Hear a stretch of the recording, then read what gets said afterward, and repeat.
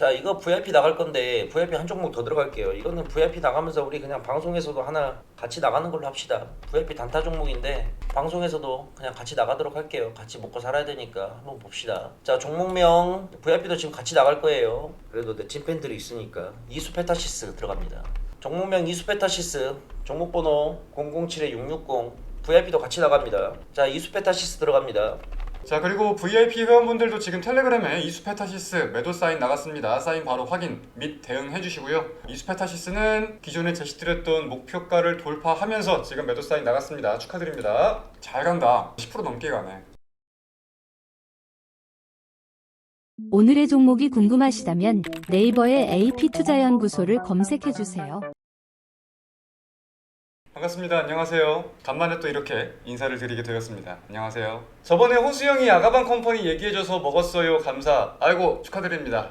하지만 저는 그저 관점을 소개시켜드리는 것 정도이지 모든 판단과 거기에 대한 대응은 우리 서바이벌님이 하신 거기 때문에 제가 아니라 서바이벌님이 잘하신 거예요. 자, 무튼 본격적으로 방송을 좀 시작을 해보도록 하겠습니다. 자, 반갑습니다. 저는 AP투자연구소에 재직 중인 이호수라고 하고요. 전일 미국 증시부터 우리 간단하게 한번 살펴보고 시작하도록 할게요. 자, 전일 미국의 3대 증시 전반적으로 강세 흐름을 보였습니다. 다우지수가 약보합세를 보이면서 마감되었지만 나스닥 종합이 1.53%, S&P 500이 0.85% 상승 마감하는 모습을 보였는데, 이에 대해서는 사실 우리가 대표적으로 지금 볼 수 있는 일정이 딱 두 가지가 있죠. 미국의 소비자 물가 지수와 미국의 FOMC가 각각 어젯밤, 오늘 새벽에 발표가 되었다라는 점에 체크를 해볼 필요가 있을 것 같습니다. 자, 생각을 해보면은 미국의 소비자 물가 지수는 예상치를 좀 둔화하는 모습을 보였어요. 시장 예상치에 대비 둔화되는 모습을 보였고, CPI가 어젯밤 9시 반에 발표가 되자마자 나스닥 선물부터 해가지고 전반 비트코인, 전반적인 위험 자산들이 굉장히 급등세를 보이는 모습들이 확인이 되었습니다. 하지만 이 이후에 우리가 FOMC에 대해서 좀 굉장히 우려감이 좀 깊은 목소리들도 많이 들려왔었는데, 파월 의장의 발언이 시장을 좀 굉장히 안도하게 만드는 듯한 발언이었어요. 우리가 FOMC 점도표를 볼 때 원래는 연 2회 혹은 3회 기준금리 인하를 생각하고 있었지만, 실상 파월 의장이 연설을 한 내용과 점도표를 확인해 봤을 때 올해는 금리 인하가 한 번에서 그칠 것이다 라고 시장 기대가 축소된 부분을 생각해 볼 필요가 있습니다. 근데 그럼에도 시장이 올라갈 수 있던 이유는 파월 의장이 처음으로 기조를 바꾼 부분이 있어요. 어떤 부분이냐? 항상 CPI가 둔화가 되던,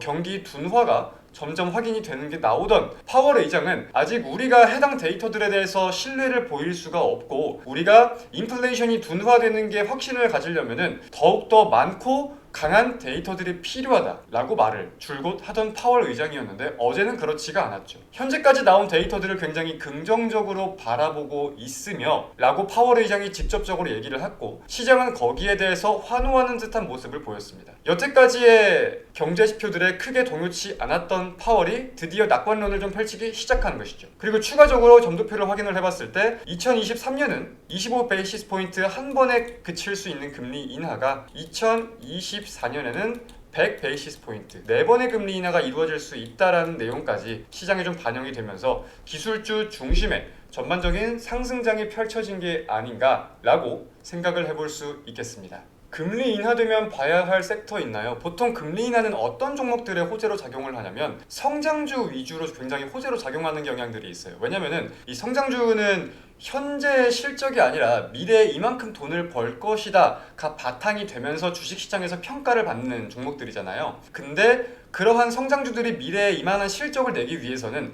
자기 자본으로만 투자를 해서는 상당히 부족한 경우가 많아. 그래가지고 성장주들은 이 부채 비율이 높은 종목들도 굉장히 많은 건데, 거기에 대해서 이제 고정적으로 지출되는 비용이 줄어드니까 성장주가 이제 금리 인하에는 좀 많이 호재로 꼽혀오죠. 성장주, 기술주 이런 것들, 그리고 바이오까지. 요즘 식품주들 올라가는 거 다들 보고 계세요? 난 요즘 이것 보면서 테마 순환을 맞추는 게 증시 볼 때 가장 재밌는 것 같아. 맨 처음에 이제 불닭 신드롬이라고 해가지고 삼양식품부터 라면 관련된 것들, 농심 이런 것들이 굉장히 많이 상승을 했었죠. 그 다음이 제가 기억하기로 김, 한국산 김이 굉장히 잘 팔리고 있다 이런 내용을 가지고 김 관련된 것들이 막 상한가를 갔고, 그 다음 이제 김밥 가고, 또 최근에 이제 보해양조, 국순당 이런 거, 막걸리 가고, 그 다음에 떡볶이 가고. 한국의 전통 음식들은 지금 순환매를 하나씩 다 보이는 것 같아요. 그 다음이 또 뭐가 있을까? 떡까지는 어느 정도 예상을 조금 하긴 했었는데 이제는 모르겠어. 우리가 증시에선 이렇게 수급이 들어온 테마의 순환매가 보이는 거를 계속해서 파악을 하는 게 중요해요. 그래야 우리가 테마의 순환매에 대해서, 다음 전략에 대해서 계속해서 생각을 해볼 수가 있기 때문에, 단순하게 이거 오늘 수급 들어온다 따라가야지 뭐 이런 단타매매 전략도 물론 훌륭할 수 있지만, 시장에 돈이 돌고 있는 흐름을 크게 볼 줄을 알아야 돼. 그래야 시장을 볼 줄 알아요. 제가 지난번 방송 때 사료나 곡물, 식품 이쪽을 말씀을 드린 적이 있었을 거예요. 그때는 이제 원자재 강세에 대한 순환매랑 라니냐에 대해서 좀 말씀을 많이 드렸었는데, 거기에 대해서 지금 천연가스가 굉장히 상승을 보이고 있기도 하고, 저는 아직까지 관점이 유지가 되는 부분들이 있기도 있습니다. 자, 장 시작했습니다. 개장 직후에는 종목들 잠깐만 좀 살펴보도록 할게요. 보이는 게 지금 두세 가지 있긴 한데 좀 더 봐야 될 것 같아. 오늘은 조금 늦게 진입하는 걸로 합시다. 진입을 해도 오늘은 조금 늦게 진입하는 걸로 하자. 이수페타시스 지금 많은 분들이 말씀하시는데 오늘 또 급등세를 보이네요. 전일 엔비디아가 좋은 모습을 보였던 데에 이어서 오늘 긍정적인 모습이 좀 나오고 있습니다. 자, 이수페타시스는 지금 8%대 상승까지 좀 보이고 있습니다. 잘 가네.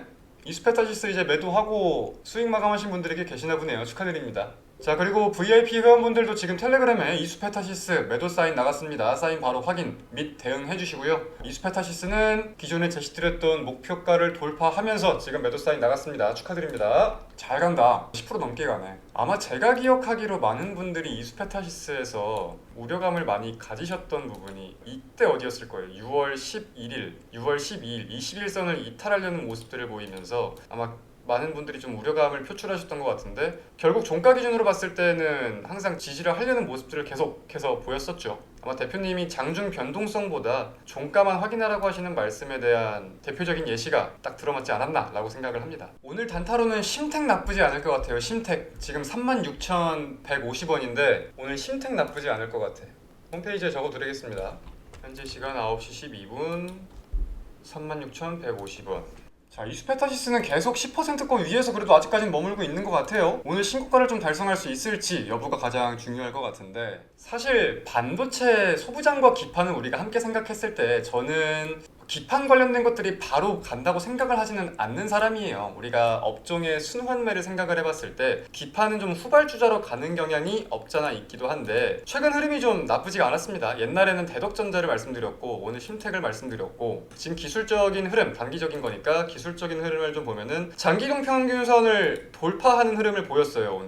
오늘 장기이동 평균선을 돌파하면서 출발을 했고, 사실상 기존에 그랬던 추세에 대해서 오늘 상향 돌파를 하려는 모습들이 보이고 있는데, 거기에 대해 이어가지고 분봉상 흐름을 좀 체크해 본다고 하더라도 전일 급등세가 나왔던 오전 중 30분 봉과 큰 차이가 나지 않고 있다. 계속해서 거래량이 몰리는 모습들이 좀 확인이 되면서 오늘 심택이 추가적으로 어제 터치했던 36,130원 구간 윗구간을 한번 좀 터치해 줄 수 있지 않을까라는 관점을 가지고 여러분들께 말씀을 드렸습니다. 제가 여러분들께 말씀드렸던 종목은 대부분 이제 돈이 들어온 다음에 추세가 뭔가 관리되는 듯한 느낌의 종목들을 많이 말씀드렸는데, 심택은 사실 그런 뉘앙스의 종목은 아니에요. 근데 이제 긍정적으로 볼 수 있던 관점이 바닥 부근에서 쌍바닥을 형성을 시킨 다음에 추세를 계속해서 이어갔잖아. 그러다가 오늘 추세를 상향 돌파하려는 모습, 어제 돈이 들어온 다음에 상향 돌파하려는 모습인 거에 대해서 긍정적으로 좀 생각을 했던 것 같아요. 반대로 돌파를 못하면은 관점을 이탈한 거니까 바로 손절 매도가 필요하기도 하겠지. 그러니까 관점을 잘 잡고 매매를 하셔야 됩니다. 매매를 하실 거면. 단타 종목 심택 언제까지 가지고 보면 될까요? 아직 크게 상승이 나오지가 않아서 오늘까지는 저는 무조건 지켜봐야 된다는 관점을 가지고 있고요. 사람마다 관점은 다르겠지만 오늘 시가를 이탈하면서 마감되면은 약간 리스크가 좀 생기는 부분이 아닐까라고 생각을 합니다. 원래는 제가 일주일, 2주일 볼 수 있는 종목들을 말씀을 많이 드렸는데, 심택은 그렇게까지 생각을 하면 안 될 것 같아요. 상향 돌파를 못하면 이제 추세 하단까지 내려갈 가능성을 염두에 둬야 돼가지고 짧게 생각을 하는 게 좋을 수 있겠다 생각을 합니다. 그리고 여러분들 단기 매매하실 때 저는 이거를 꼭 한 번씩은 봐보라고도 말씀을 좀 드려보고 싶어요. 우리가 단타를 칠 때 보면은 해당 종목에 대한 거래량이나 해당 종목의 차트는 조금 많이 보는 경향이 있는데 개장 직후에 시장 흐름이 어떤지를 분명하게 확인을 해야 되거든요. 그래서 단타를 칠 때 저는 이 거래대금 상위라는 기능을 여러분들이 꼭 좀 봐보셔야 된다고 생각을 합니다. 개장 직후에 보면은 지금 장 초반에 어떤 종목, 어떤 업종에 돈이 많이 몰리는지가 바로 확인이 되는 거예요, 결국. 뭐 삼성전자, SK하이닉스는 보통 항상 상위에 있으니까 뺀다고 해도 3등이 지금 이수페타시스고 8등이 한미반도체고 뭐 이런 식으로 반도체 상위주들이 지금 다 수급이 몰리고 있는 게 확인이 되죠. 그러면 그 이후에 반도체 관련된 종목들이 또 뭐가 있는지, 대장주의 면모와 2등주, 3등주는 어떻게 보이는지 이런 식으로 시장 흐름을 간파할 수가 있는 거고, 그리고 뭐 알테오젠, HLB 이런 식으로 엮어가지고 함께 생각을 해볼 수도 있는 거고, 해당 업종 내에서 돈이 가장 많이 들어가고 있는 종목의 등락과 내가 매매할 종목을 찾으면서 이게 지금 같이 잘 움직이고 있는지 여부를 보는 게 굉장히 중요하다. 키움증권 기준으로는 0186이에요. 금일 새벽 금리 동결됐는데 호수님 개인적인 하반기는 증시 전망 어떻게 보실까요? 저는 개인적으로 긍정적으로 생각하는 포인트들이 있습니다.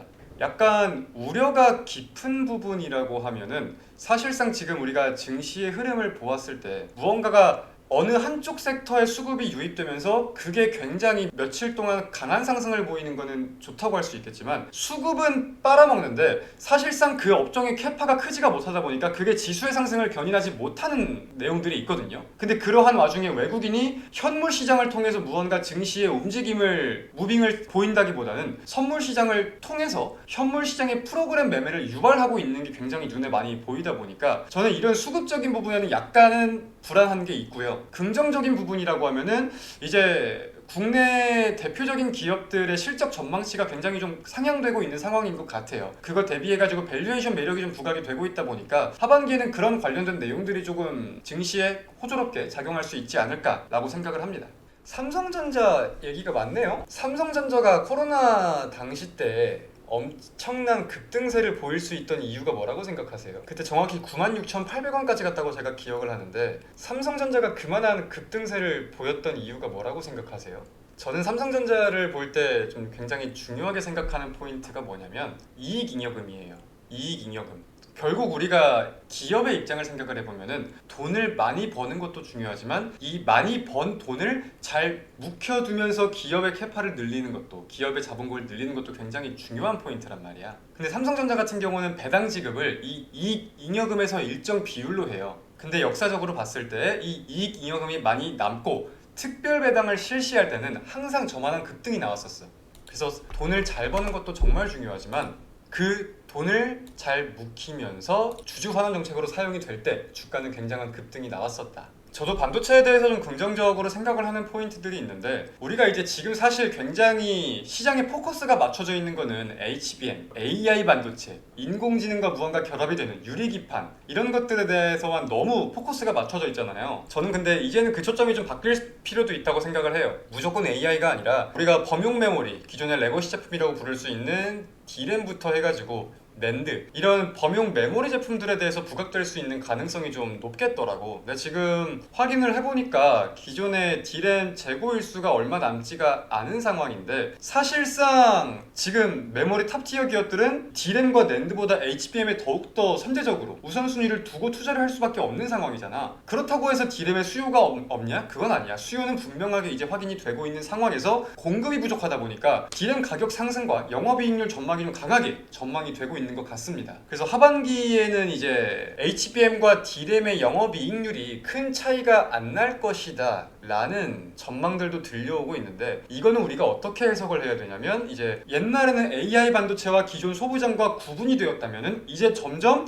이 경계가 사라진다. 왜? 영업이익률에도 큰 차이가 없고 성장성에도 사실상 범용 메모리들이 올라오는 부분들이 있으니까 사실상 여기에 대한 해석 경계가 많이 사라지고 있다. 하지만 주가는 AI가 붙은 뭐 HBM, 뭐 글라스코어 기판 이런 것들보다 기존 소부장들이 많이 밸류에이션이 부각이 돼 있는 게 있으니까 저평가되어 있는 게 있으니까 이게 한번 또 이렇게 치고 올라올 수 있지 않을까 라고 좀 생각을 해요. 공감을 하실지는 모르겠는데 저는 이 부분이 좀 중요할 것 같더라고. 용재님 추천 방식 변경 후 단타 수익 대박. 5월, 6월 매매 타율이 지금 굉장히 좋은 것 같습니다. 제가 봐도 결산 한번 봐볼까? 5월달 보면은 꽤 많은 종목들이 수익 마감이 됐어요.